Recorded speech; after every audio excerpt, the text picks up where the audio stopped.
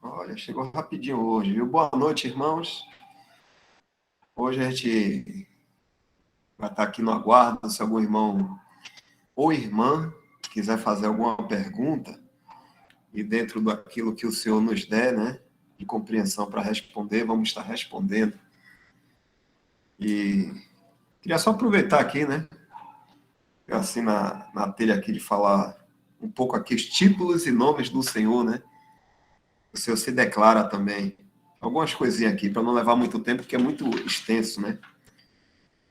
Aqui tinha assim o Senhor, a luz, a porta, o grande pastor, o sumo sacerdote, bispo, rei dos judeus, rei dos reis, senhor dos senhores, filho do homem, filho de Davi, filho de Deus, raiz de Jessé, consolador, advogado, homem, Cristo, Messias, o Verbo, Cordeiro de Deus, o eu sou, autor e consumador da fé, sustentador de todas as coisas, verdadeiro Deus, mestre, unigênito Filho de Deus, primogênito de toda a criação, criador, primogênito dentre os mortos, o alfa e ômega,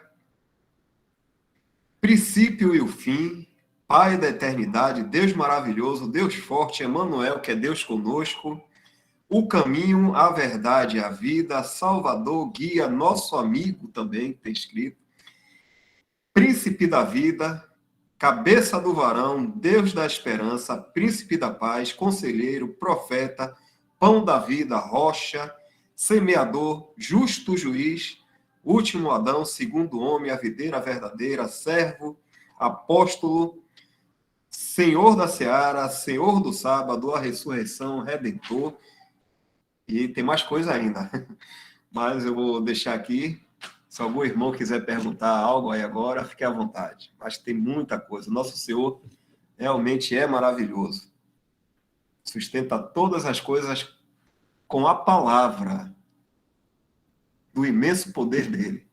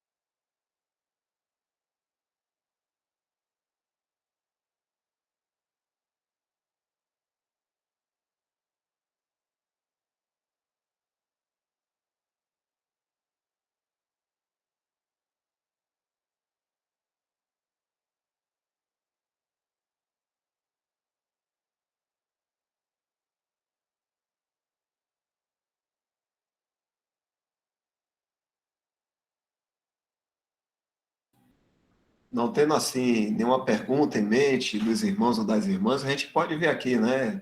O irmão Michel, o Elton, Isaac, alguns assuntos assim que é muito bom a gente estar sempre revisando, né? Com as irmãs, principalmente, que hoje tem tantos temas polêmicos assim a respeito da doutrina, né? Para as irmãs e outras coisas também. Mas a irmã Sheila aqui já levantou a mão.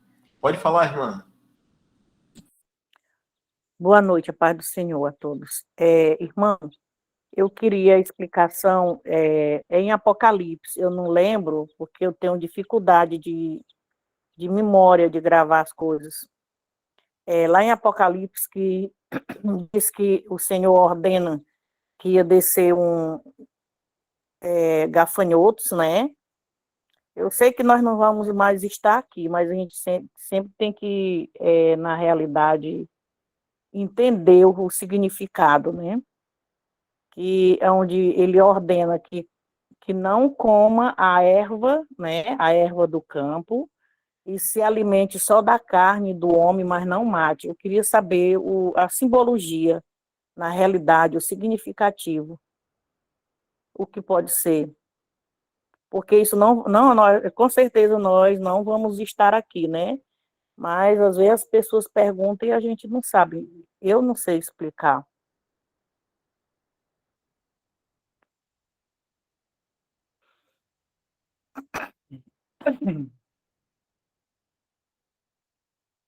E depois desse segundo Covid que eu tive, pronto, a memória acabou mesmo. Só Jesus na causa.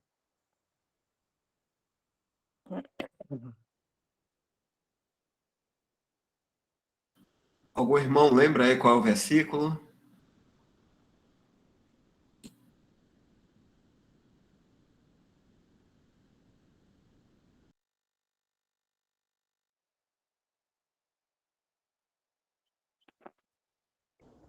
Apocalipse 9.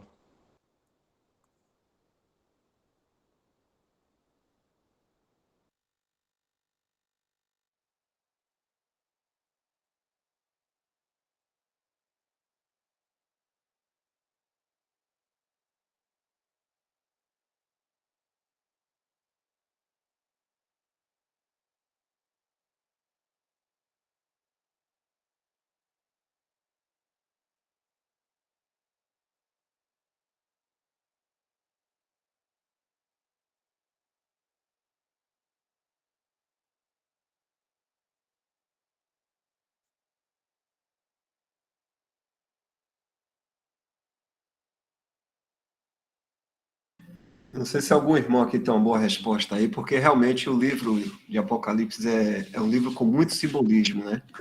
Tem muitas figuras, e cada figura dessa a gente tem que ter uma boa noção do que realmente está se falando, né? A gente sabe que isso aqui fala-se de juízo, né? E o quinto anjo tocou a sua trombeta, e vi a estrela que do céu caiu na terra. Estrela fala de governo, fala de poderes, né?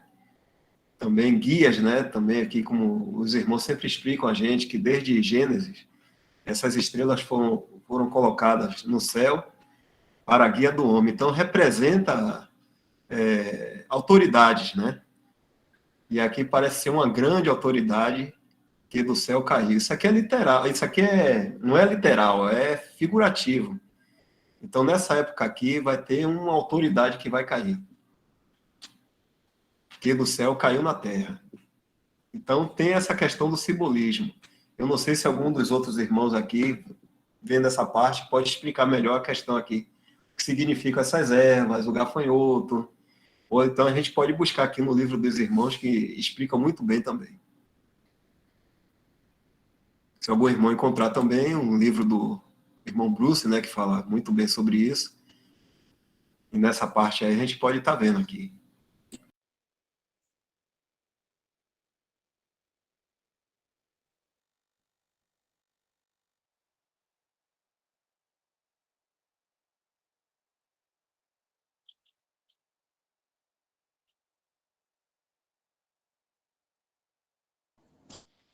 E há capítulos do livro de Apocalipse que retratam, do modo figurativo, como o irmão Dal falou, de situações que vão acontecer no período da tribulação ou em um certo período desse juízo que o Senhor vai dar, né, vai permitir a população.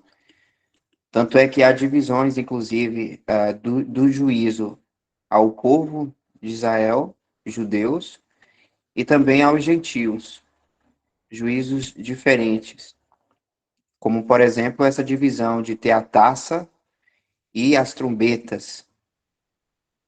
Nesse caso aí, no canal Enquanto Ainda Há Tempo, há uma playlist do irmão Lemão com o Márcio, que eles tratam desses capítulos, que é muito bom também. E nesse capítulo, o irmão Lemão, pelo que eu me lembro, disse que esses gafanhotos, né, essa fumaça que sobe, é o período onde vai se começar onde vai perpetuar a má doutrina, para dar caminho ao poderio da besta. Que, inclusive, tem uma certa relação com aquela passagem lá em 2 Tessalonicenses 2, quando fala que aqueles que negaram o evangelho da graça, eles vão crer na mentira.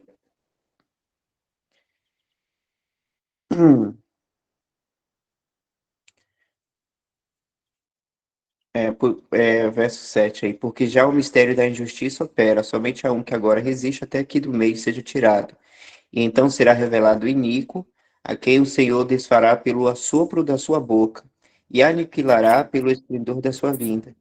A esse cuja vinda é segundo a eficácia de Satanás, com todo o poder e sinais e prodígios de mentira. Desce mais aí, Dal, por gentileza. E com todo o engano da injustiça para os que perecem, porque não receberam o amor da verdade para se salvarem. E por isso Deus lhes enviará a operação do erro, para que creiam a mentira.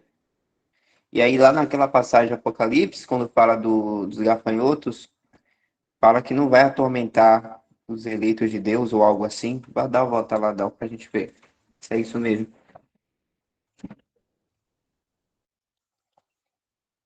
E foi-lhes dito que não fizessem dano à erva da terra, nem a verdura alguma, nem a árvore alguma, mas somente aos homens que não têm nas suas testas o sinal de Deus. E foi-lhes permitido não que os matassem, mas que por 5 meses os atormentassem. E o seu tormento era semelhante ao tormento do escorpião quando fere o homem. Então é um período que não vai estar acontecendo aquela grande perseguição, né? As mortes que vai ocorrer muitas vezes na grande tribulação, mas é um período de disseminação da má doutrina, mas que vai ser um tormento mais espiritual, vamos dizer assim, mas não é não vai ser um tempo de perseguição até o momento. Então, o livro de Apocalipse tem essas divisões, e muitas vezes um capítulo, o livro de Apocalipse não é meramente cronológico, ou seja, as coisas vão acontecendo a cada capítulo, do começo, meio e fim. Às vezes uma passagem vai tá significando um período, e no outro capítulo talvez esteja falando de um outro momento. Então, que é muito importante a gente ler, meditar e entendendo, claro, de que os termos são figurativos muitas vezes, para representar representar muitas vezes, né, a agonia, o como as pessoas vão viver quando acontecer algo aqui referente à tribulação.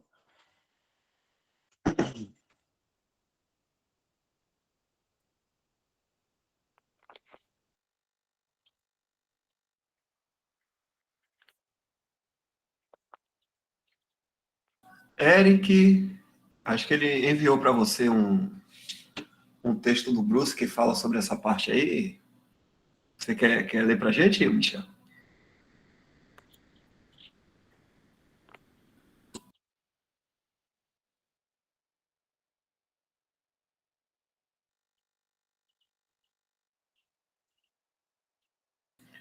Se você estiver falando, está desligado seu microfone, Michel. Eu posso tentar compartilhar aqui para ver se vai dar. Vou ver aqui. Eu estou pelo celular. O capítulo 9, do 1 ao 12. Obrigado, Moleque. A quinta trombeta. O anticristo, o falso messias do judeu, uma estrela, se manifestará em seu caráter satânico completo. Ele terá permissão para abrir o abismo, a prisão de demônios, e liberar sua influência cegante, que significando ali, né, a passagem à fumaça na terra. O símbolo de gafanhotos com caudas como um escorpião e com aguilhões de um escorpião é usado para descrever a destruição espiritual da apostasia que esses agentes demoníacos causarão nas almas. A missão deles será fazer com que a massa não selada de judeus na terra de Israel acredite na mentira do anticristo. O irmão Baines ressalta que uma vez que o selamento no capítulo 7 não foi para os gentios, mas para o número seleto das 12 tribos, podemos deduzir que esse juízo da quinta trombeta é particularmente relativo à massa de judeus reprovada na terra de Israel. Como um juízo retributivo, Deus permitirá que sejam cegados pela mentira. porque se recusaram a crer no evangelho de sua graça, quando foi pregado pela igreja. Olha aí a relação, que a gente leu lá em 2 Tessalonicenses 2. Seu poder cegante também enganará a massa das nações ocidentais. Então aqui a gente vê as representações das palavras, o que ela significa e exatamente o período, é um período específico desse momento, quando o falso Messias do judeu, que no caso a gente viu que é a estrela, né, vai começar a disseminar a má doutrina e que vai ser uma grande apostasia. Por isso que Deus deixa claro que vai atingir os não selados, porque isso envolve a soberania de Deus, né, no controle de todas as coisas.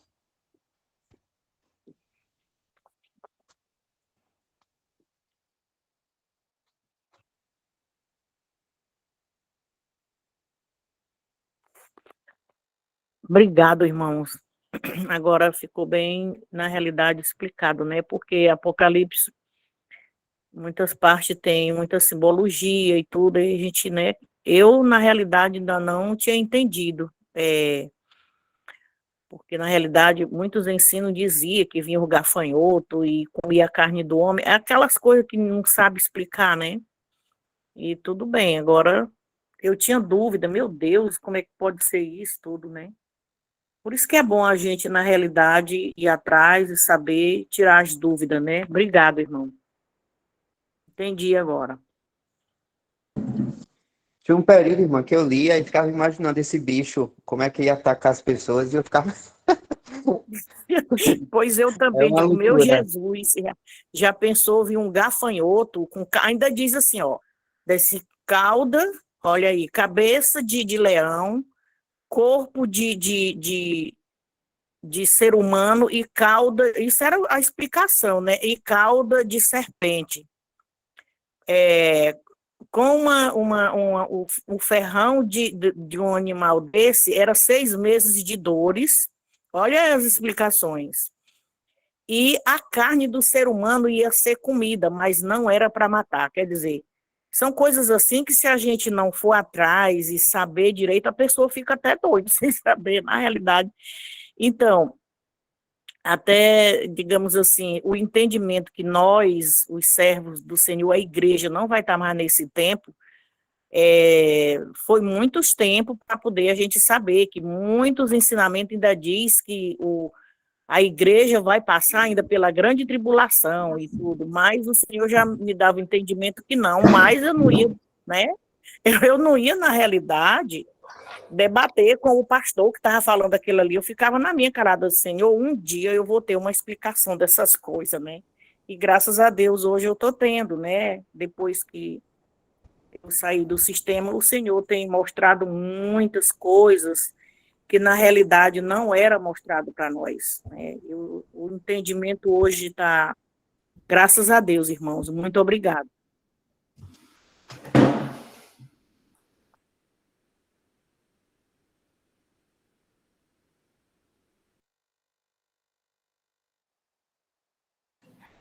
Isaac, se quiser ler também isso aí, viu? Que é bom a gente reforçar aqui. Você colocou aqui Apocalipse 9. Michel pode ler aí para nós, é do dicionário, conciso. Em Apocalipse 9, verso 3 e verso 7, o gafanhoto é um símbolo de algum poder destrutivo que sairá da fumaça ou influência do poço do abismo para ferir e atormentar os homens que não têm o selo de Deus em suas testas. Esses gafanhotos têm ferrões como de escorpiões, têm a forma ou aparência como de cavalos, com rostos de homens e coroas de ouro em suas cabeças, o que implica poder imperial, com pretensa sujeição a Deus, mas, além disso, cruel, impiedoso e falso.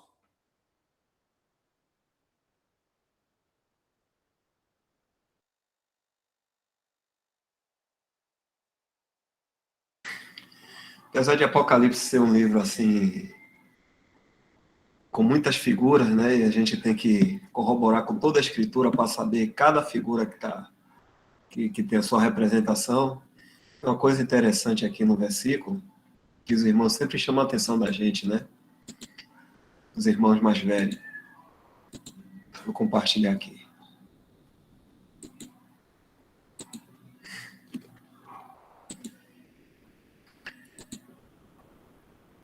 Isso aqui é um incentivo para nós, né?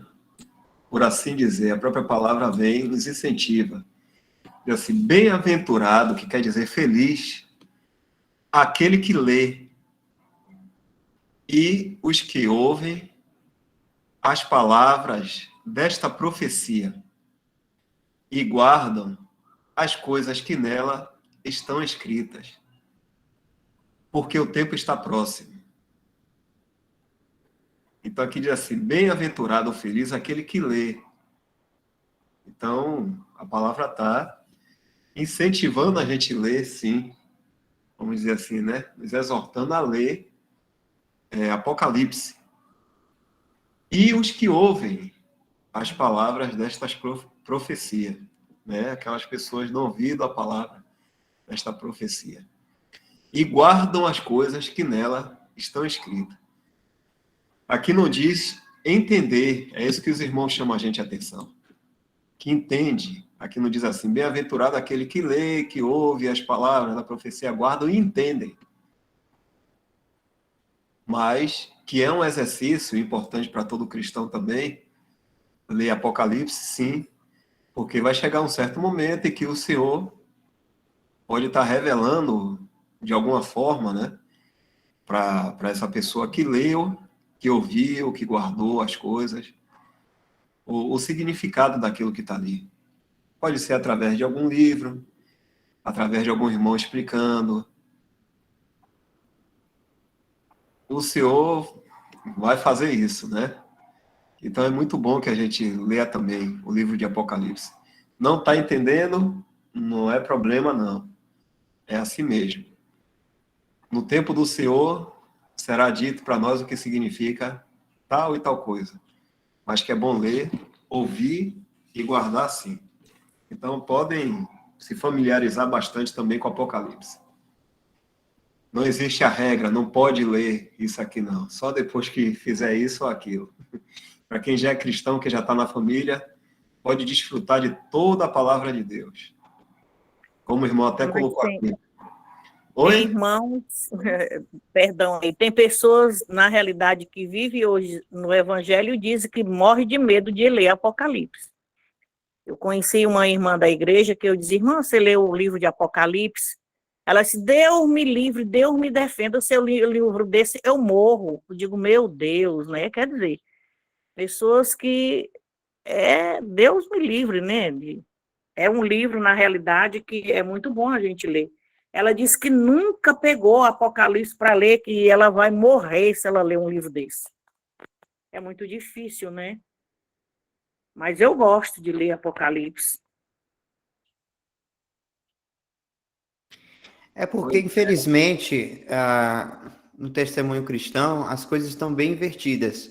Aquilo que é da epístola para a igreja, que lá tem coisas literais sobre como deve ser, né, por exemplo, a reunião da igreja e tudo mais, concernente à igreja, as orientações e instruções ali dadas pelo Senhor, principalmente ao apóstolo Paulo, para aos santos da igreja, ali tratam muitas coisas como figurativas. E Apocalipse, que é figurativa, tratam como literais. Então é por isso que há muita confusão concernente à interpretação das coisas da palavra de Deus. Então a gente precisa se ater com isso, né? Principalmente nós, né? Muitos de nós que saímos do sistema e que até podemos ter certas ideias porque a gente cresceu ouvindo aquilo ali, daquela explicação, então a gente precisa realmente reaprender da maneira da sã doutrina. Então, o principal, um começo para isso, quando a gente vai estudar um livro ou uma epístola, é entender primeiramente do que é que se trata o livro, né? A gente lê mas é muito bom quando a gente compreende do que é que está se tratando, de qual maneira, qual é o tipo de linguagem. Essas coisas, né, envolvem a investigação, e Deus quer que nós investiguemos, né, a palavra de Deus, que nós coloquemos cada coisa em seu devido lugar. É partir bem a palavra de Deus. O que é literal, o que é figurativo, para que a gente não fique lendo e com medo ou com insegurança, porque com certeza tudo que Deus escreveu e revelou para a gente é para a sua glória. Então, tudo que está escrito, há edificação, né, com certeza, em toda a palavra de Deus. Mas a gente precisa ler com um posicionamento, com uma orientação correta sobre essas questões da leitura.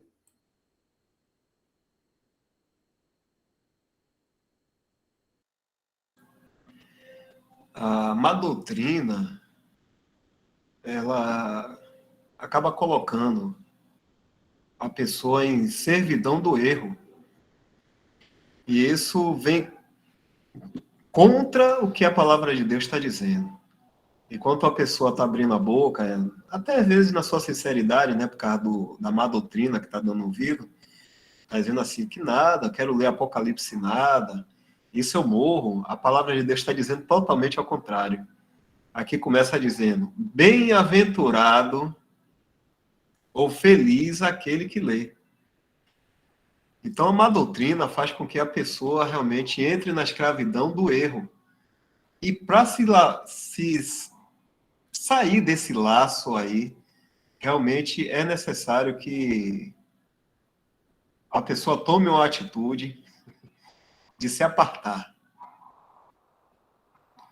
Tome realmente uma atitude, uma responsabilidade de se apartar, porque se continuar no mesmo lugar, ouvindo toda essa baboseira, toda essa mentirada, e se colocando ainda debaixo desse terrorismo aí, não vai conseguir se livrar desse laço, não. Vai afundar mais ainda. Hoje eu tive, falando até com um colega, eu tinha falado do evangelho para ele, hoje, conversando com ele assim, algumas outras coisas, e ele acredita mais nas fábulas que se falam do que a palavra de Deus. Quando eu disse a ele que o que ele estava falando, a palavra de Deus tem uma resposta, eu poderia mostrar a ele, o que ele me disse foi o seguinte, não quero ver, não. Eu digo, não, então você não tem o interesse de saber da verdade, né? Porque o que você está falando aí, a palavra tem a resposta, não sou eu que vou dizer, não. Não sou eu que estou dizendo, não fui eu que escrevi a Bíblia, né? Então as pessoas acreditam muito nas fábulas, as invenções que são colocadas aí nas religiões, aí, sobre a palavra de Deus, e pior ainda, a respeito da pessoa do Senhor Jesus, né? Do nosso Senhor, que é a pessoa mais atacada. E aí a doutrina também é muito perversa, e como o irmão Michel falou, a gente precisa realmente estar em oração e desejar, né? Querer fazer primeiro a vontade de Deus, para Deus também nos revelar a sua palavra, porque senão não consegue não. Enquanto aqui está dizendo, bem-aventurado ou feliz aquele que lê, a pessoa que infelizmente, né, um irmão sincero, vamos dizer assim, verdadeiro, está sendo enganado pela religião, porque está dando ouvido, e está agindo como se fosse ler Apocalipse uma situação de terror, de medo, de tormento. E não é. É bem-aventurado, porque isso não é nem para nós, isso aí. Lusitânia levantou a mão aqui. E Cleonice também. Irmão Dal, no início da minha caminhada cristã, eu me converti, acho que eu já cheguei a comentar isso aqui com os irmãos.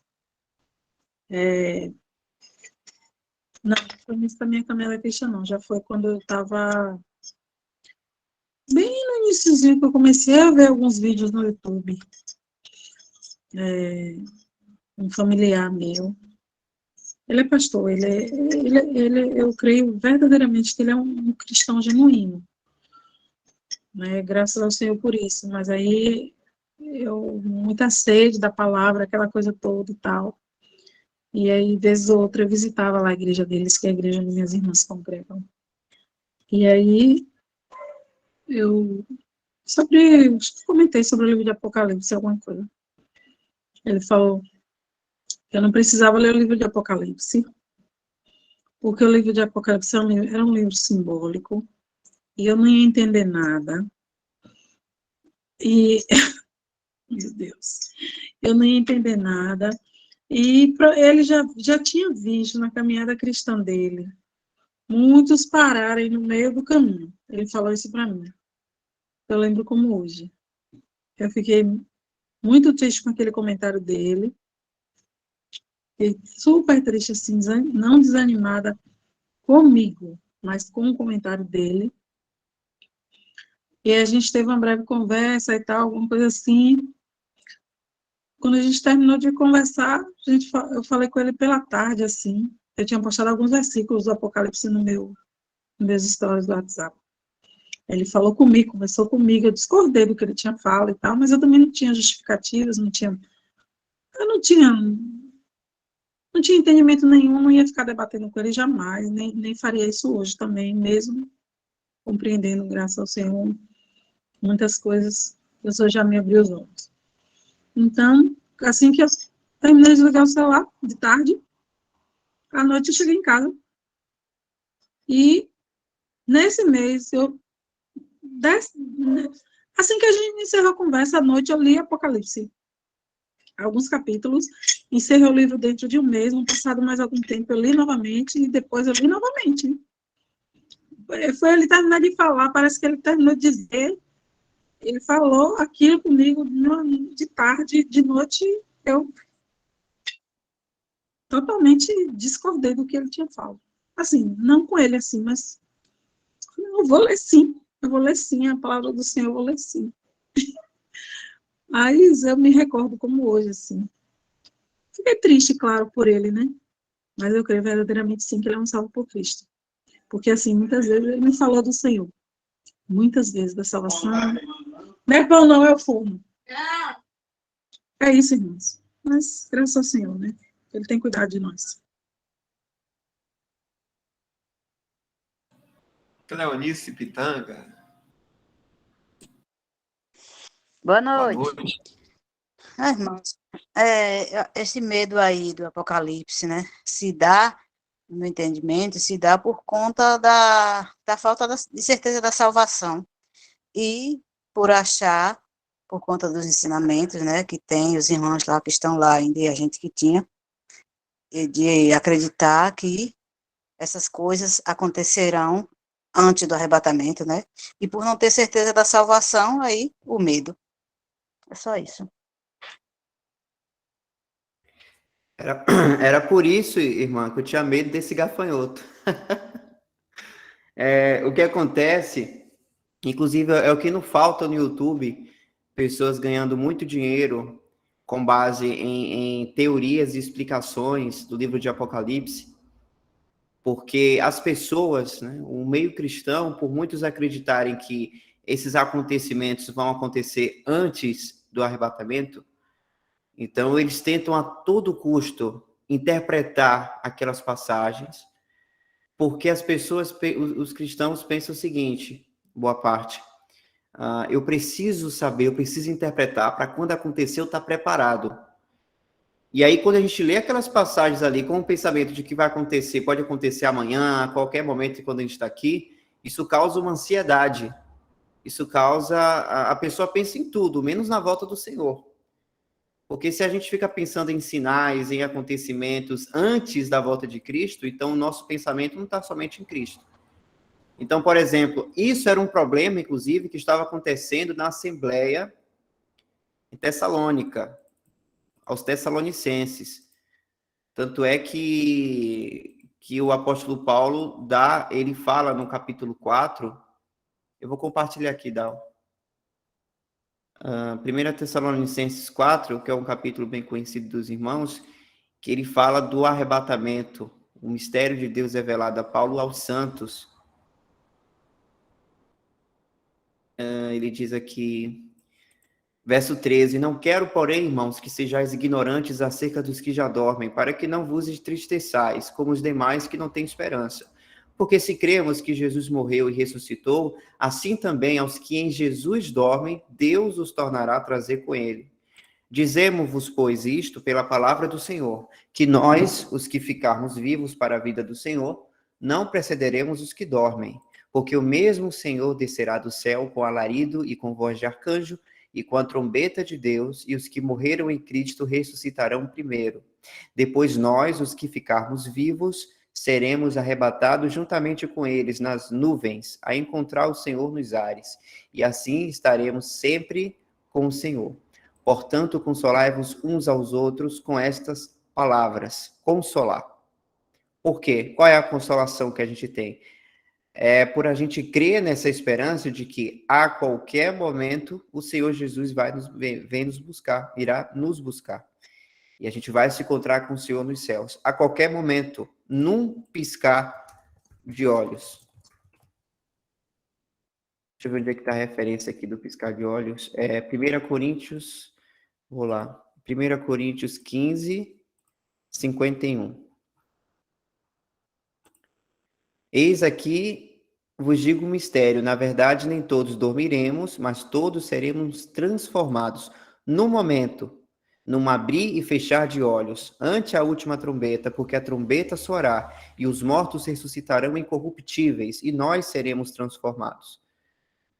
Ou seja, esse momento aqui da trombeta, né, é do próprio Senhor, que a gente viu lá, inclusive, em 1 Tessalonicenses 4. É o Senhor que vai fazer essa ação.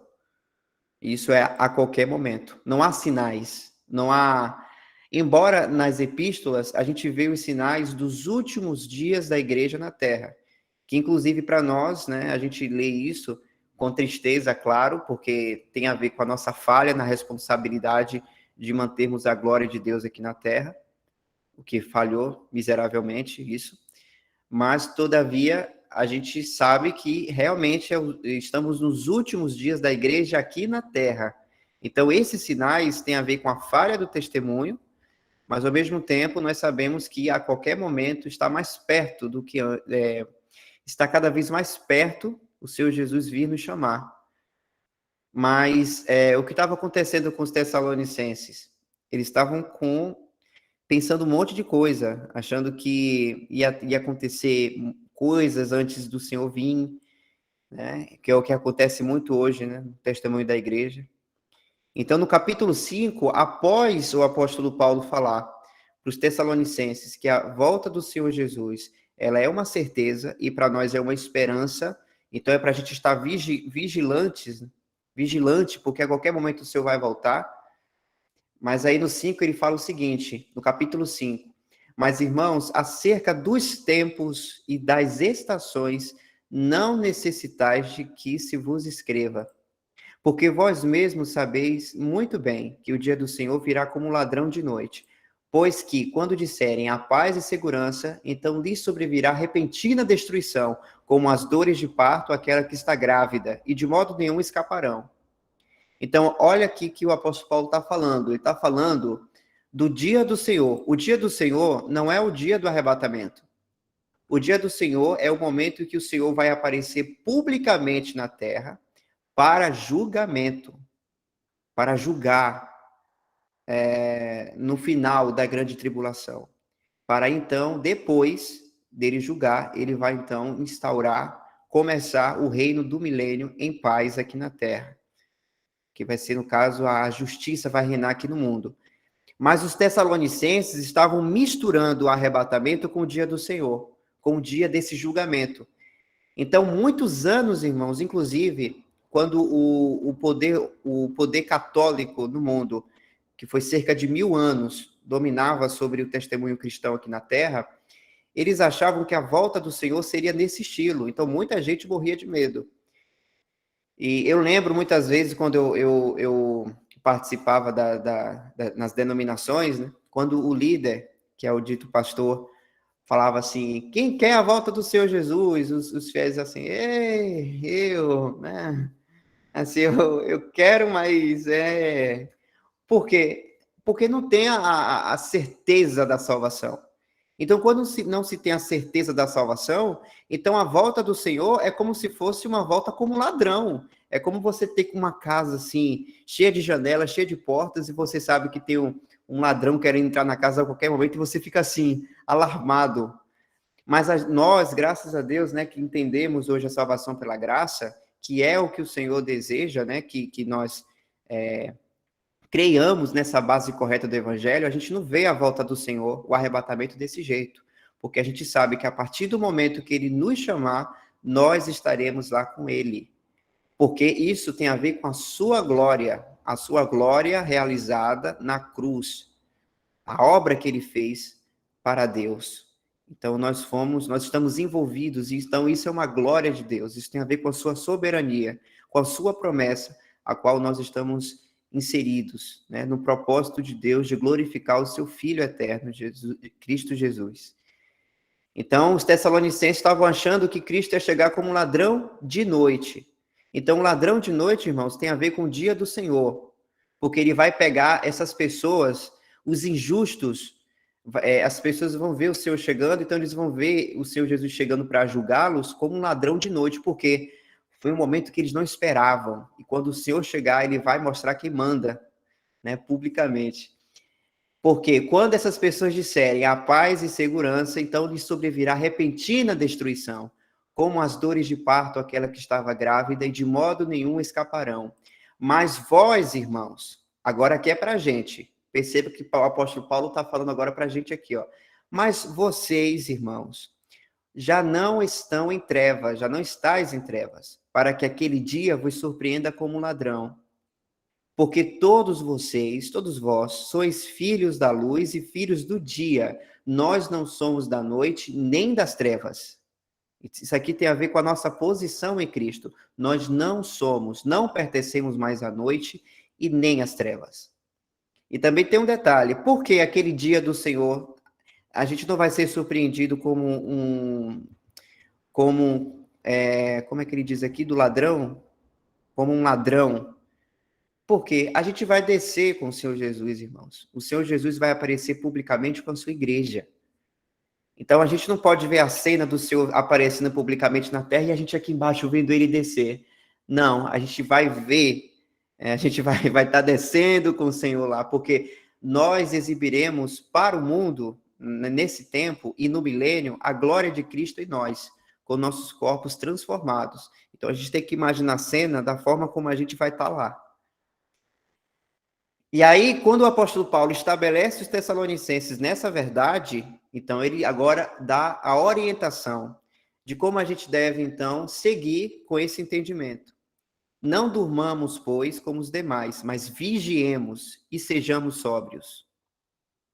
Porque os que dormem, dormem de noite, e os que se embebedam, embebedam-se de noite. Mas nós, que somos do dia, posição, sejamos sóbrios, vestindo-nos da couraça da fé e da caridade, ou do amor, e tendo por capacete a esperança da salvação. Olha aqui, tá vendo? Olha o que a gente tem. Nós temos a esperança da salvação.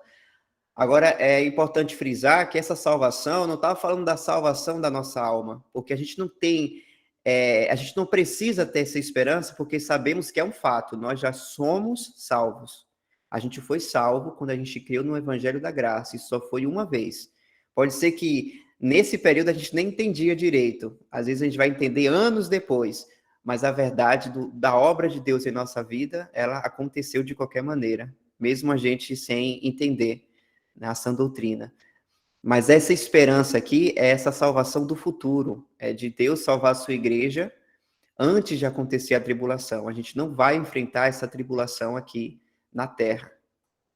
Por quê? Por quê?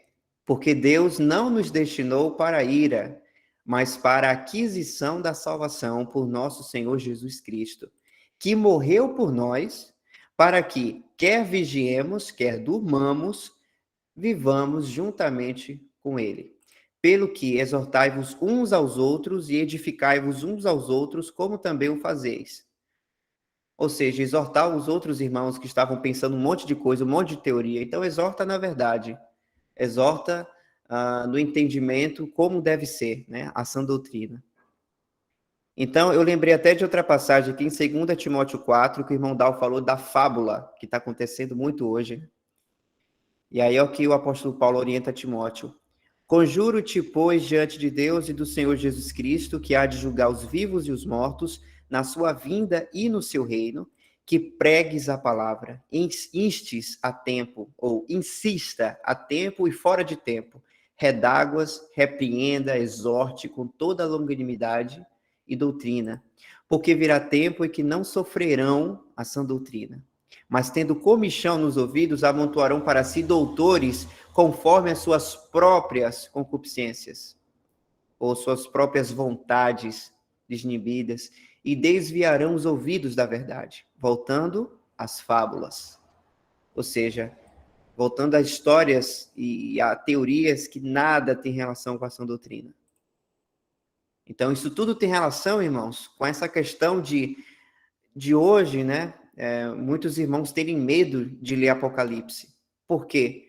Quando a gente vai ler uma passagem, mas não está estabelecido na verdade, a gente não avança, a gente começa a pensar tanta coisa, menos naquilo que tem que ser mesmo, naquilo que Deus quer que a gente saiba, de acordo com a verdade. Por quê? A base que o cristão tem que ter para poder entender tudo que envolve o reino de Deus, tudo que envolve a sã doutrina, tudo que envolve as instruções da casa de Deus hoje, que é a igreja de Deus aqui na terra. Para se entender, para subir as escadas do entendimento, tem que ter o primeiro degrau, que é a base, que é entender o evangelho da graça. Tem que entender que você foi salvo por Cristo. Você tem que se ver como um salvo, um eleito de Deus. Isso é muito importante. Porque se eu não creio na salvação, como é que eu vou acreditar que o Senhor vai me salvar antes do arrebatamento? Não, eu tenho que fazer alguma coisa. Eu tenho que passar pela tribulação para poder merecer o céu, entende? A pessoa não vai conseguir ver a graça, principalmente em Apocalipse, que tem tanto juízo. A pessoa vai se ver no juízo. Porque se a pessoa não se vê salva?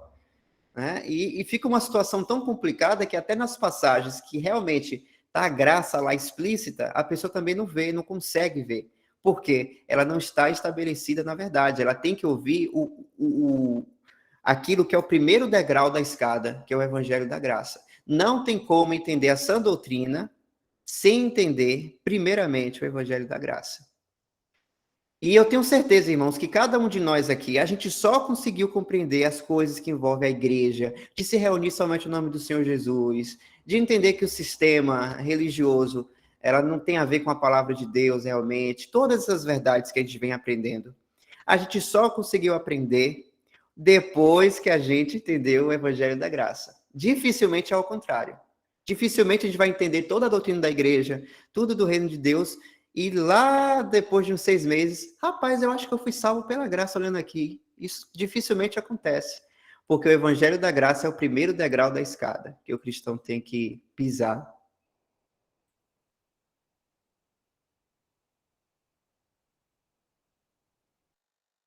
Rapaz, aconteceu isso comigo também. Uns amigos meus, acho que antes da minha conversão mesmo, falava de Apocalipse. Rapaz, o livro de Apocalipse é tremendo, não sei o quê. E aí, quando eu via o livro de Apocalipse, eu chegava e pulava.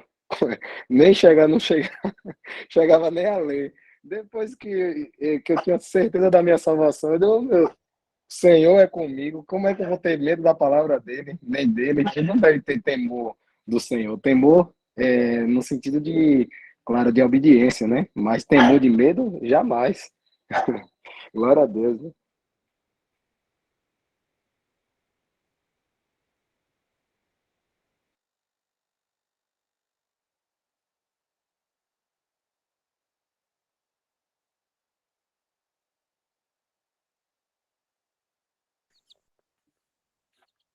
Se o Senhor tivesse vindo de manhã, eu nem tinha saboreado ainda.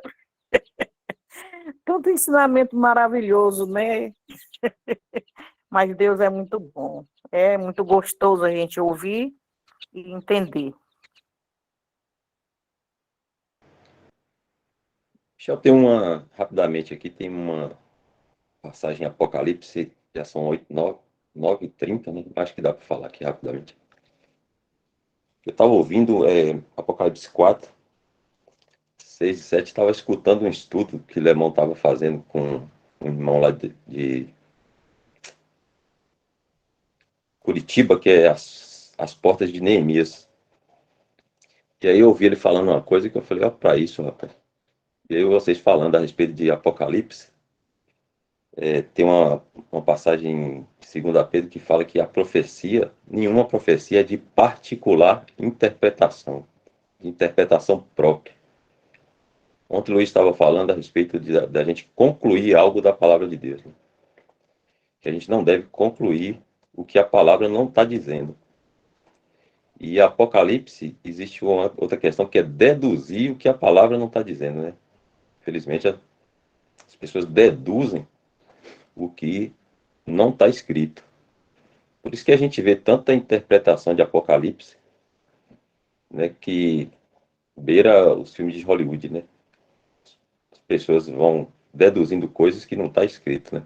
E aí o Lemão falando isso aí, eu estava escutando, né? Ele falava assim, a respeito desse versículo, eu vou ler o 6 também, que fala assim, havia diante do trono um como um mar de vidro, semelhante ao cristal, e no meio do trono e ao redor do trono, 4 animais cheios de olhos por diante e por detrás. E o primeiro animal era semelhante ao leão, e o segundo animal era semelhante a um bezerro. E tinha um terceiro animal, o rosto como de homem, e o quarto animal era semelhante a uma águia voando. Aí ele estava falando que cada um desses animais tem relação com um evangelho. O leão, como o evangelho de Mateus, que apresenta o Senhor como rei, né? E o leão, a gente sabe que é o rei da selva, né? O segundo animal é semelhante ao bezerro, que é o evangelho de Marcos, parece que apresenta o Senhor como servo. Acho que é isso, né, Michel? Marcos parece que apresenta o Senhor como servo. E o bezerro aí, ele é o servo, né, que faz o trabalho. E tinha um terceiro animal, que o rosto era como de homem, que é o evangelho de Lucas, que apresenta o Senhor em sua humanidade. E o quarto animal era semelhante a uma águia voando, que aí fala da visão aguçada, né, da águia, que é o Senhor em sua divindade, que ele enxerga, vê todas as coisas, porque ele é Deus. Aí eu falei, rapaz, como é que encaixa, né? As coisas se encaixam perfeitamente. Nessas deduções malucas aí que fazem muitos, né? As coisas não encaixam, você fica imaginando, né? É como colocar um pé 40 num sapato 36. Você tenta encaixar a dedução que a pessoa faz lá do livro de Apocalipse, mas você não encontra forma de... Fica uma coisa estranha, né? Já ouvi falar que esses gafanhotos seriam helicópteros e tantas outras coisas que eles... Então, assim, pra gente, né, serve pra gente também, onde a gente busca, né? Em que fonte a gente está buscando entender a palavra de Deus, né? Porque tem muita coisa maluca aí. E a gente fica contaminado se a gente fica escutando, ou lendo, ou ouvindo, assim, essas coisas. Contamina a gente para sair depois da trabalho. A gente vai ler a Bíblia, quando a gente está lendo, a gente fica imaginando o que a gente ouviu. Se é o gafanhoto, é o helicóptero, ou seja o que for. A gente fica contaminado com essas coisas. E aí, eu ouvindo o Lemão falar isso, eu falei, moço, como é que é simples assim, né? Simples no sentido de que como é perfeita a palavra de Deus, né? Ela encaixa, ela não é forçada as coisas, né? Então, Apocalipse é um livro bom para o cristão ler, porque, como Dal leu lá primeiro, nos primeiros versículos lá, fala bem-aventurado, feliz aquele, né? Que guarda essas palavras, que lê, que guarda. Mas a gente deve ter que tomar cuidado para a gente não ficar buscando o entendimento com a mente carnal de muitos, né? Até irmãos também da cristandade, mas que não tem o zelo com a palavra e a preocupação, né? Às vezes dissemina um entendimento carnal das coisas espirituais, né? E aí a gente vai lá e é contaminado com isso. E outra coisa, um detalhe importante é qual o estado de espírito e sujeição ao Senhor na hora da leitura também. Porque Apocalipse é um livro que aguça muito a curiosidade. As pessoas geralmente leem muito assim para poder ver as figuras, ver o que está sendo descrito e imaginar e tal. Isso é uma coisa muito é uma situação perigosa, porque a curiosidade tem a ver com a nossa carnalidade, né? Então a gente tem que ler, meditando e buscando, se sujeitando ao Senhor, buscando ter o entendimento dele nas passagens, em qualquer passagem bíblica, na verdade. Porque se a gente lê num estado de curiosidade, ler por ler, seja qual for a parte da Bíblia que for ler, né, isso é uma coisa muito perigosa. Então, é muito importante ler num estado de espírito correto,